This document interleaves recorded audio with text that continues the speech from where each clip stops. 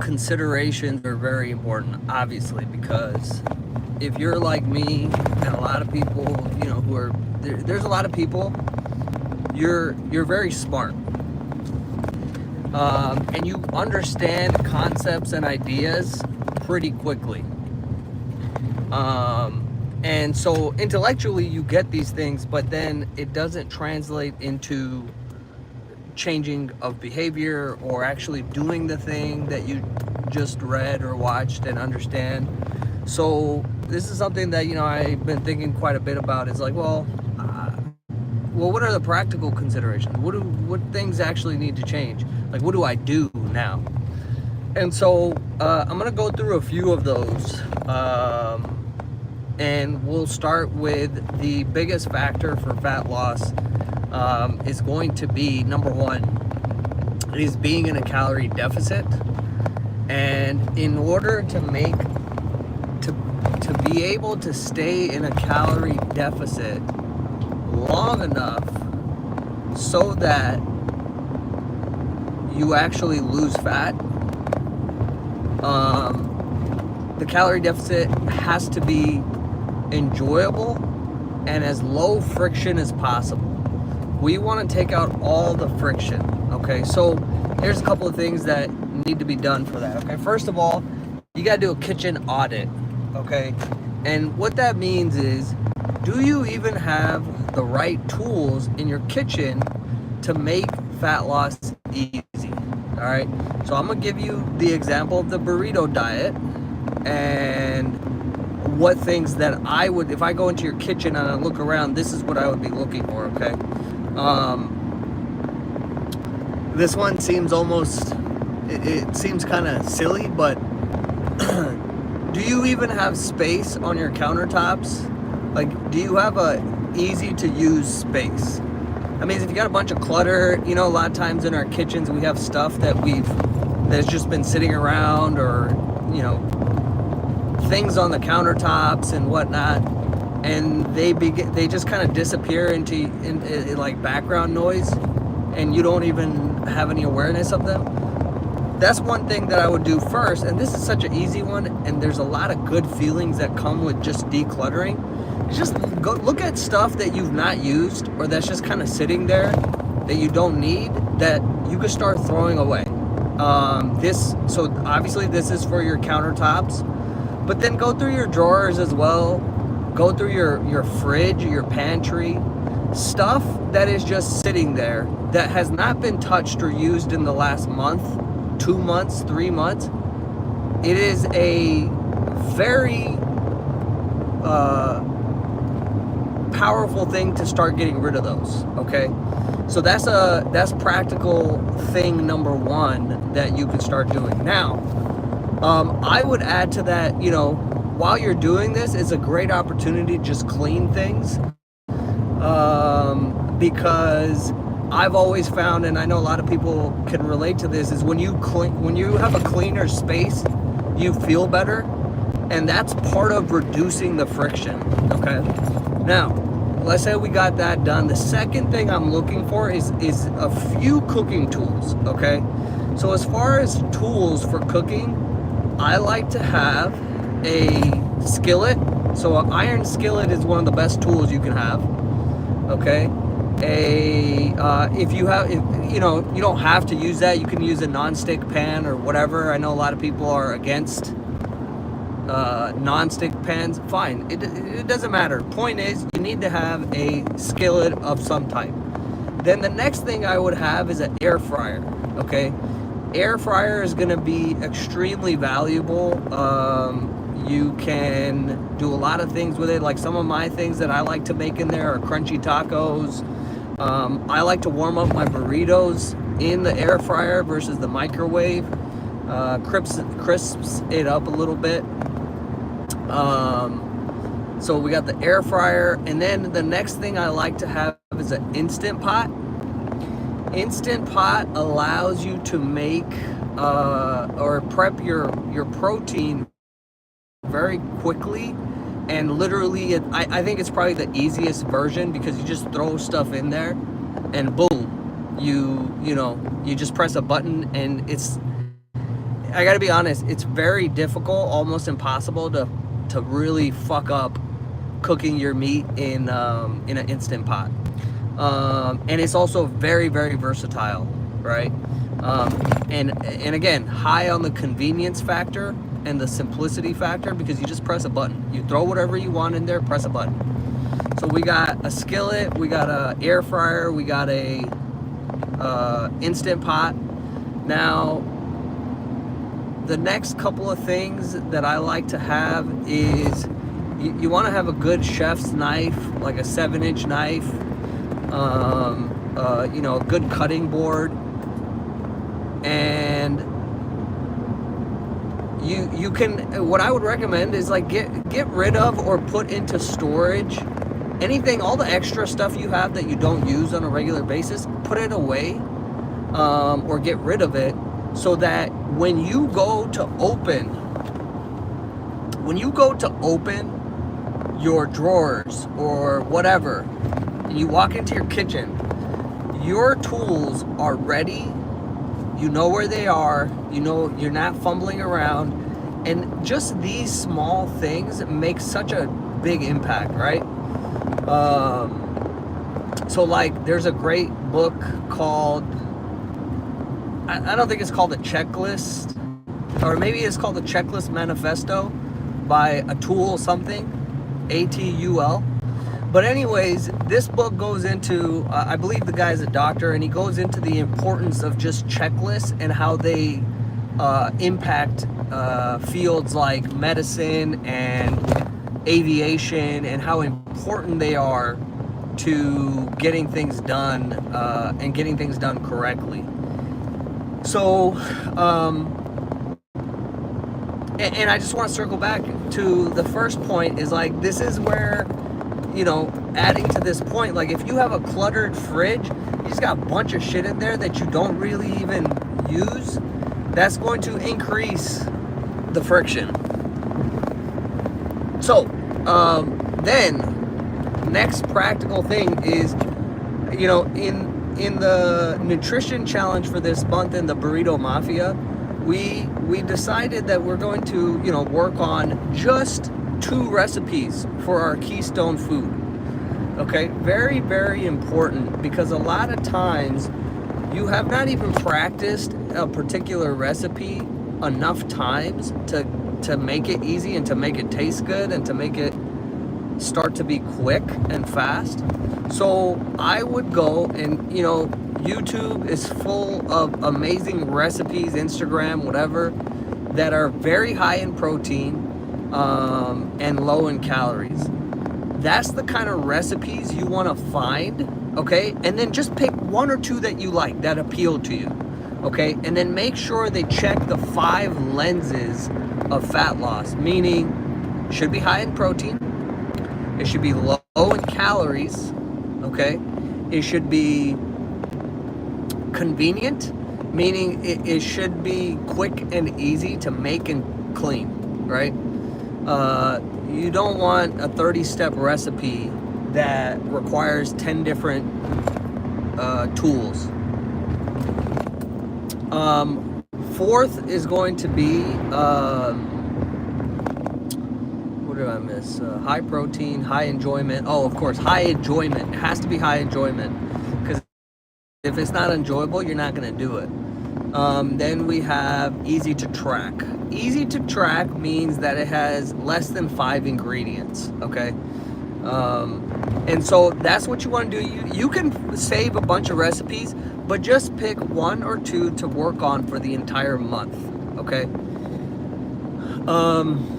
I'll give you an example. Like for right now, what we're doing a lot, pretty much every day, me and my wife, we're doing breaded chicken, and we got it down to a science.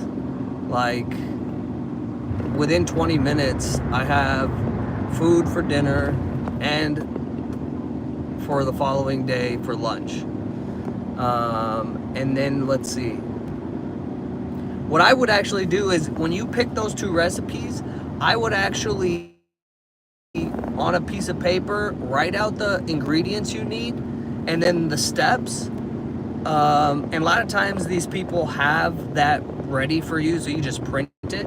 But then I would take that and put it in my kitchen. So put it on your fridge so that now you're not even thinking about, oh well, what did I need to do? How? And so we've removed one more friction point in the process, and you know, again, the more friction we remove, the easier it becomes. The next kind of practical consideration is, so you got your recipe, you got your workspace set up.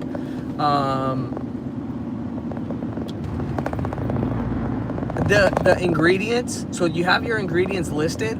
What I like to go to the grocery store just because I like to be out, and I would get, you know, 3 to 5 days worth of stuff, maybe even up to a week, it's up to you, and just have your ingredients in your kitchen ready to go, okay? And it shouldn't take up a lot of space because now, A, you've cleaned up the clutter in your fridge, and B, you're using the 5 lenses, so this should not have more than 5 ingredients, right? So like for the breaded chicken that we've been doing every day, I have chicken breast. I have a bunch of chicken breast in the fridge. I have egg whites, which I use to do the breading. And then I have like 4 boxes of breadcrumbs and like a little bit of a bag of flour, right? That's it. And everything is just right there. I don't even think. The next thing you want to do is I would highly recommend that you have 1 or 2 what we call high volume filler foods, okay? Filler foods are going to be things like salads and whatnot, and what they allow you to do is A, you're gonna get a bunch of vitamins and minerals, and that's kind of important. You're gonna get a bunch of fiber, and B, they're gonna take up space in your stomach so that you're not just starving, right?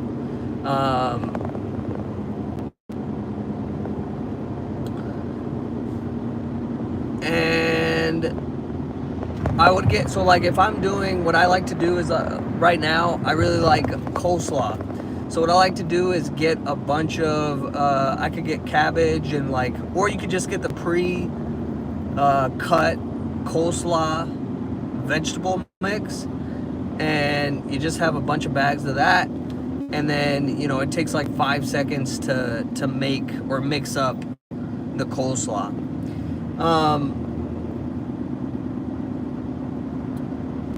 The third type of food that you want to have in consideration is your fun foods, okay? So you're generally going to have anywhere from 500 to 800 calories roughly of fun foods, and that's a lot of fun food. So if you want, you can have that at home, but what I've found is that fun foods are very easy to hit. And so, you know, like for example, for me, I like to have a donut in the morning, so when I get my coffee, I just grab a donut. Another thing that I like as my fun foods is In-N-Out cheeseburgers or McDonald's hamburgers. And so I don't really plan for that. If I'm, you know, back and forth, I'm driving, doing stuff, I could just pick up a burger anytime I feel like it, right?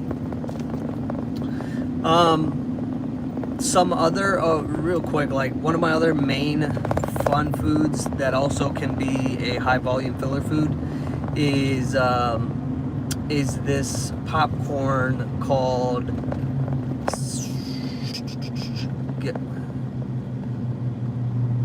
I don't remember, but it's in like a little pink bag with like a Buddha on it, but it's extremely low calories, and it's like 50 calories per bag. And, you know, I like to have a bunch of those lying around. So that's the practical stuff for in the kitchen. Now the next practical consideration is, okay, well, how many calories should I hit?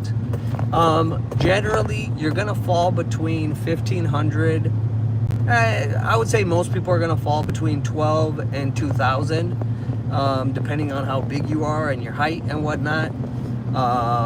And so that's a pretty easy thing to do. Like, there's tons of calculators and whatnot, and so you just want to pick one of those. You want to set the protein, if you want to make it simple, like for women, it's going to be between 100 and 120 most of the time. And then for men, it's going to be 150 to 180 to 200, somewhere around there. What else? Fats, you're going to keep low. You're going to keep fats below 50, pretty much everybody across the board. And then carbs, you just fill in the rest with carbs, which is very easy to do. So that's the practical considerations for the nutrition side of things. Also, we want to, man, people do not know how to drive. Also, we want to download a app to track our calories. MyFitnessPal is one that I used for almost 10 years. Right now, I really like Macro Factor. But it doesn't really matter. There's a lot of great ones. Those are the two that I recommend and that I like. So download that. Download that immediately. And a thing that you can do in all these apps is you can create your recipe or input your recipe. So like if I'm doing the chicken, right, or the breaded chicken, I can just input that, and then anytime I'm gonna have that, I just click it and it's already entered in there. Because usually what I'll do is, and this doesn't take much time either, but it removes one more step. Usually I'll go, you know, I know how much I weigh the chicken breast, I know how much chicken breast I'm eating, and then I'll add, you know, 20 to 30 grams of flour, and, you know, usually around 30-40 grams of the breadcrumbs or the breading, right? And so now that's all ready to go. Now the next step, the practical considerations that we want to have is, well, what are you going to do for your workouts? Now, again, there's a lot of great gyms all over the place. You can sign up for any one of them, whether that's Barry's Boot Camp, F45, a CrossFit, other strength and conditioning gyms. There's a lot of gyms. Just sign up for one that's class-based, and that, you know, you could do a little bit of Googling and see, you know, what kind of coaches they have, and, you know, whatnot. But the main thing is you want to be in a community-based gym, so that you're not thinking, and you have somebody who is kind of watching you, and how, you know, you're in an environment where people, they care about this, right?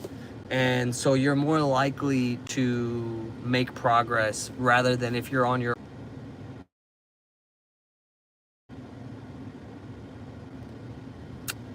so anyways, you know, signing up for a gym is very important. You could do it on your own and just download a program. There's tons of great programs out there, but it just helps to be in a community.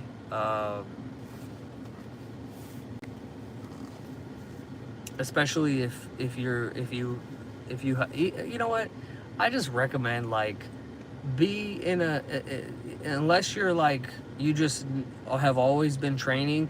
I think there's still room for a lot of people to improve their training, but the point is we want to be in a gym. My recommendation for most people is a community-based gym, so you don't have to think, you have somebody watching for them. And so to do that,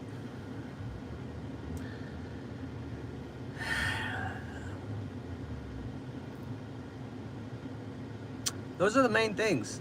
You know, some bonus things that you could add is, like, if you had a walking pad, you know, which you could get a good one for 150 bucks, you know, then you could get your steps in no matter what. Like, you're watching something or whatever, you just hop on the step walking pad and get some extra steps in.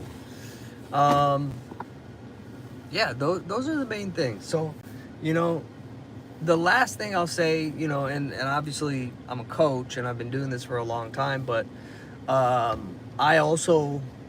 this is also what I do. Like, you know, I've been doing this since 2009, but I've had a coach myself the entire time, because I like to hold myself accountable to somebody, and also just to be able to discuss things with somebody. Um, you're going to if you put an honest effort in, you're going to make much more progress and a much faster progress if you have a good coach, right? You don't know what you don't know. Um, and if you're a busy person, you it's just takes too much time to figure out all the stuff by yourself. I'm not saying that it's not possible, but you know, all the best people in whatever area, they all get coaches and coaching. So, and by the way, like, this is one of the best things that you can invest in, because I'll tell you, being in shape is far greater, far superior of an experience than not being in shape. As especially as someone who's never been in shape, got in really good shape, and then also has experience getting out of shape after having been in shape for 15 years. But those are the keys there that I would say to focus on, and a coach really helps with that. Obviously, I do coaching. If you want me to help, find me on Instagram, Ranbir Sangera. Coaching's generally $200 to $300 a month. I have the group coaching, which is the Burrito Mafia, and that's $100 a month. But but yeah, you want to be able to discuss things with somebody who, because a lot of times we're not even aware of our own thoughts.